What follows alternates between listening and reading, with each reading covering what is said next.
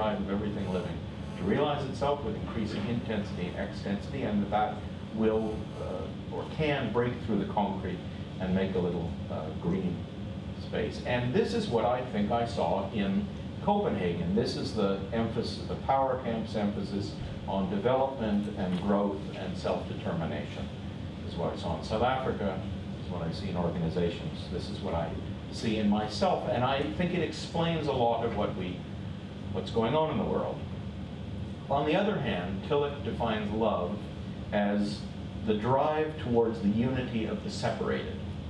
The drive towards the unity of the separated, and Tillich writes very precisely, and this way of formulating it, the drive towards the unity of the separated, implies that there is a wholeness, there is an underlying wholeness, but which has been fractured, or which appears fractured. And this is how I understand the love camp in Copenhagen, the emphasis on the interconnectedness and health of the humanity and the planet as a whole. And I think this also explains a lot. Now, here's where the difficulty comes. In theory, it's very easy to work with these two drives. In theory, or conceptually, I think you can imagine how you could work on the one hand with the drive to self-realization, and on the other hand with the drive to reunification. So in theory, it's simple, but in practice, it turns out to be not only difficult, but even dangerous. And the reason it's difficult and dangerous is because, as everybody knows, power has two sides. A generative side and a degenerative side. A side to build things up, and a degenerative side, a side to crush, to oppress. And in fact, many people's understanding of the word power is simply that degenerative side. The other reason it's difficult and dangerous to work with power and love is because, as not everybody knows, love also has two sides. A generative side and a degenerative side. This is the point in the speech where the women go, it's great. I once worked with I once did a class with, which had a lot of Texans in it, and you know, Texans have a very delightful way of talking. And this guy was telling me that his son had been to the Netherlands and had fallen hopelessly in love. And he said about his son, when he came home from the Netherlands, he wasn't worth shooting. But this image of the love which renders you powerless, the love which renders you incapable of doing it, or the love which undermines your own power, more specifically. Now, the degenerative side of power, I had a lot of comments and complaints about the cover of my book, which you'll see is a rose and a grenade, and the colleague said to me, you know, don't you know that power is not about a grenade? I said, well, yes, I have just finished 5 years writing a book about it. But anyhow, to be more accurately, the grenade is the degenerative side of power, and the rose is related to the degenerative side of love. So let me give you a stark example, the example where I saw this for the first time clearly. It was in 2006. I was working on a project in Israel with some colleagues of ours. This was after the the Second Lebanon War, where the Israeli army had suffered an unexpected defeat in Lebanon, and there seemed to be an opening to think about things in a different way. My colleague Avner Haramati says the story in Israel is, if force doesn't work, try more force. And there was an opening to think about things differently. And there have, of course, and Avner and his colleagues have been involved a lot in various kinds of Jewish-Palestinian dialogue, but what they thought would be very useful was to have a dialogue amongst Jewish Israelis, which, as you may know, is an enormously fragmented or fractured society with settlers versus non-settlers, and religious versus secular, native-born Israelis versus immigrants, left versus right. Really an enormous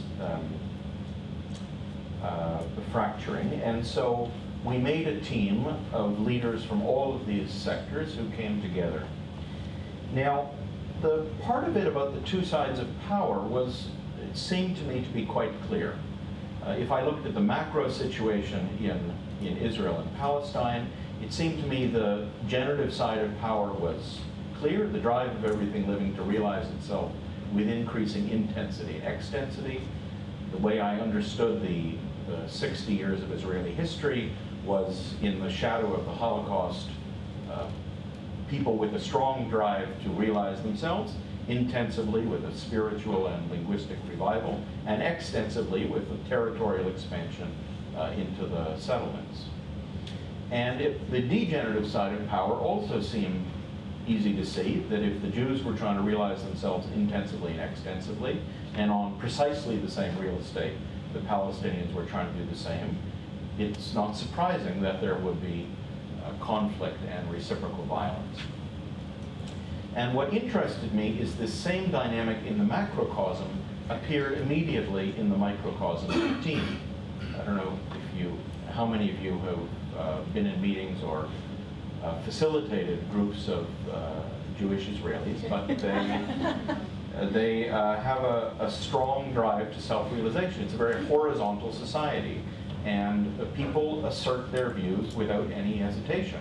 I remember after a very difficult argument, one of the women on the team came up to me and said, I know I'm being difficult here, but I'm not willing to compromise who I am simply to get along with other people.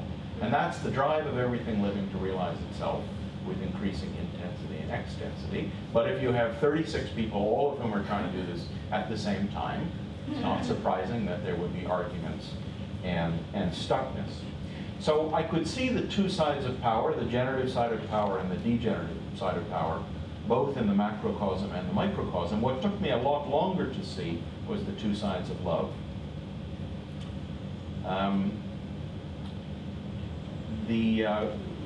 Because the team included members of parliament, and because of the schedule of sitting of the parliament, the Knesset, we had all the workshops were from Thursday night to Sunday afternoon, which meant they always included the Jewish Sabbath, Friday night to Saturday night.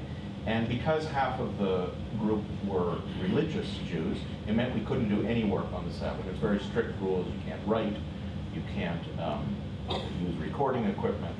And my initial reaction as the facilitator was, what a disaster. I mean, 36 hours and 24 hours, we can't do anything. This is a joke. And of course, I was completely wrong.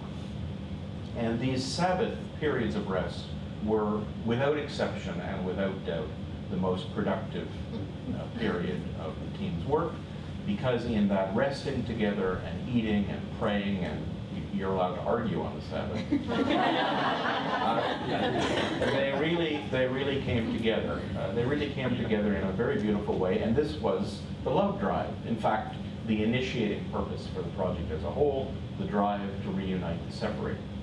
At the same time, there were members of the team, particularly the secular members of the team, the secular humanist internationalist members of the team, who found this very stifling.